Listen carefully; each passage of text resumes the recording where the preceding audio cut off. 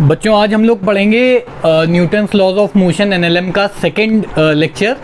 इसमें आज हम लोग को पढ़ना है momentum which is linear momentum. ठीक है, मैं यहाँ पे लिख देता हूँ, this is linear momentum. Right, दो तरह के मोमेंटम पढ़ते हैं, मोमेंटा पढ़ते हैं हम लोग। पहला होता है लीनियर मोमेंटम जो लीनियर मोशन से एसोसिएटेड होता है, और दूसरा होता है एंगुलर मोमेंटम जो रोटेशन से एसोसिएटेड होता है। तो आज हम लोग लीनियर मोमेंटम के बारे में पढ़ेंगे। क्लास 9 में आप लोगों ने पढ़ा होगा, बहुत सिंपल सी चीज़ है, मैं लिखता जा रहा हूं, the product of mass of an object and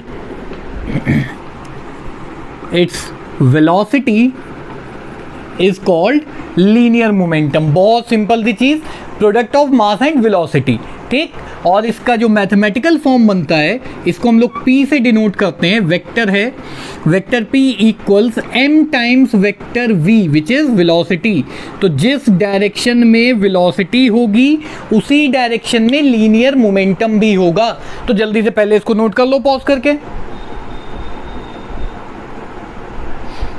उसके बाद कुछ पॉइंट्स लिखेंगे, जैसे क्या क्या इसकी प्रॉपर्टीज होती हैं। पहली property, linear momentum is a vector. Right, linear momentum is a vector quantity. और ऑब्वियसली अगर हमने ऊपर एरो लगाया हुआ है तो ये वेक्टर में ही लगता है और किसी में नहीं लगता है।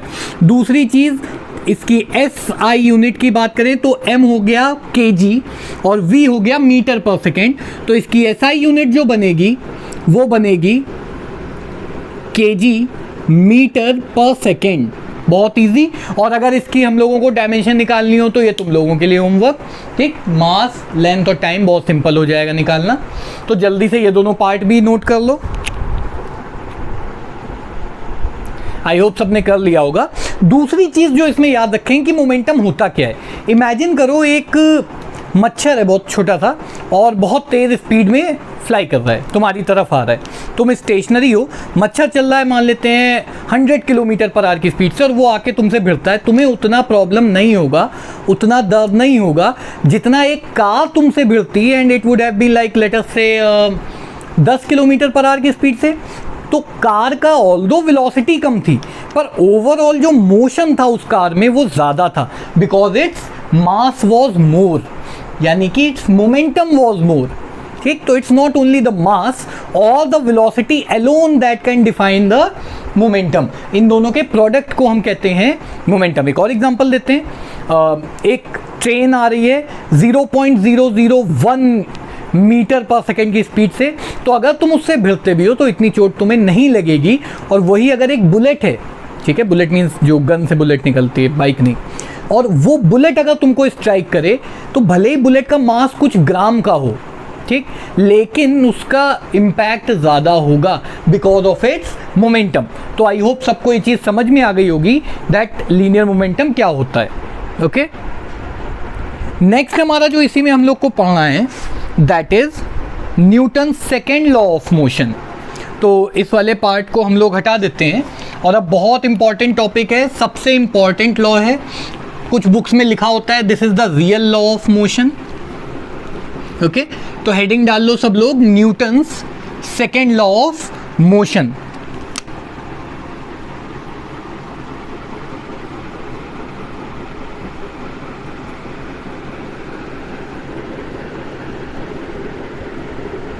ओके, इसमें समझने वाली जो चीज़ है वो पहले स्टेटमेंट पे हम लोग ध्यान देते हैं। स्टेटमेंट कहता है the rate of change of momentum is directly proportional to the applied force and it takes place in the direction of force. बहुत सिंपल, पहले इसको लिख लेते हैं फिर एक्सप्लेन करता हूं मैं क्या है मतलब। द रेट ऑफ चेंज, बहुत सिंपल है, ऑफ लीनियर, आप लीनियर ना भी लिखो तो भी अंडरस्टूड सी बात है, फिर भी लिख लेते हैं तो अच्छा रहेगा। The rate of change of linear momentum is directly proportional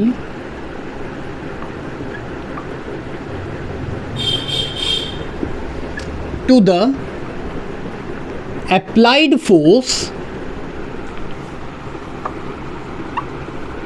okay, जितना ज्यादा फोर्स लगाओगे उतना ज्यादा मोमेंटम चेंज होगा, ये बोला न्यूटन ने। End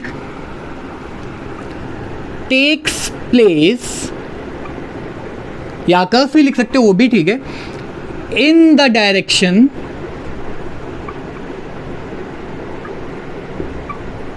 of force. तो पहले जल्दी से इसको नोट कर लो सब लोग, 2 मिनट पॉज कर लो और नोट कर लो।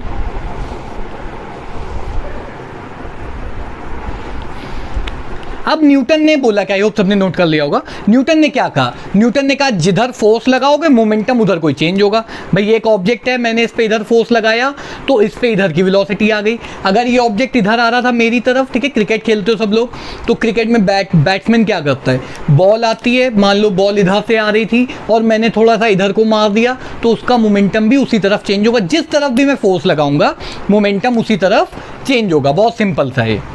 अब अगर इसके मैथमेटिकल स्टेटमेंट की बात करें तो बहुत सिंपल बन जाता है वो, rate of change of momentum यानी डी बाई डी टी। बताया था तुम लोग को एक्सेलरेशन के टाइम पे rate of change with time को हम क्या कहते हैं, डी बाई डी टी। तो d p by D t is proportional, याद रखना, it is proportional to the applied force.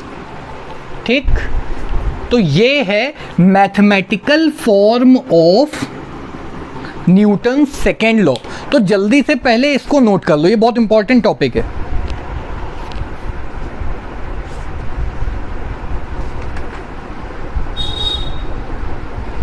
I hope सबने कर लिया होगा।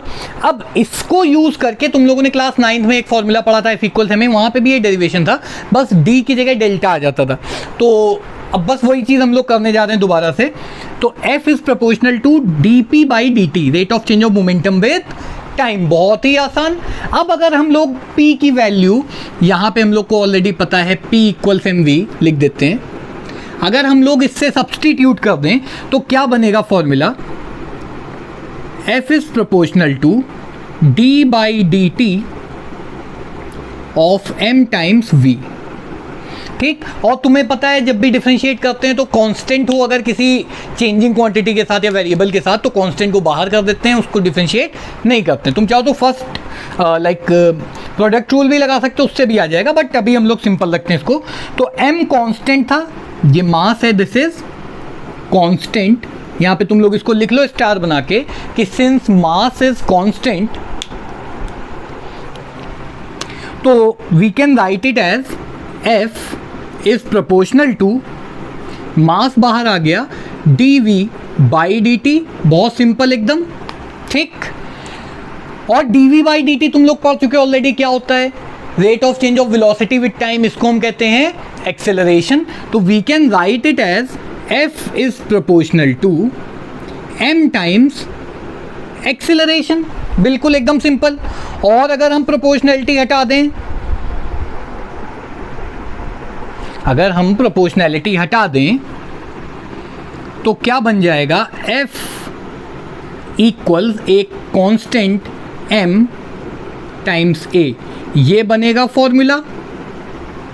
ठीक, वेयर के इज अ कांस्टेंट। अच्छा, अगर तुम लोग F, M और A को 1 रख दो तो तुमको K भी 1 मिल जाएगा।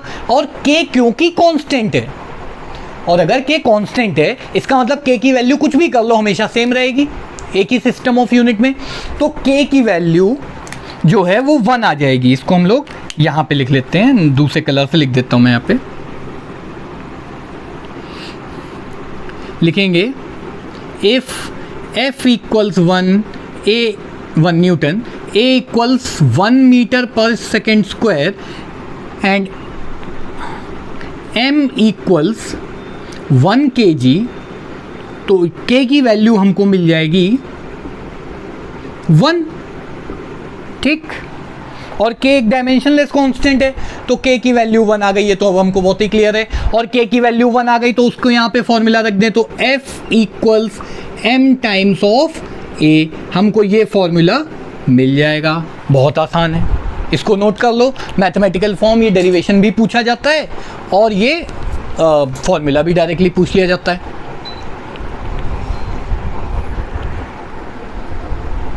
आई होप सब लोगों ने नोट कर लिया होगा।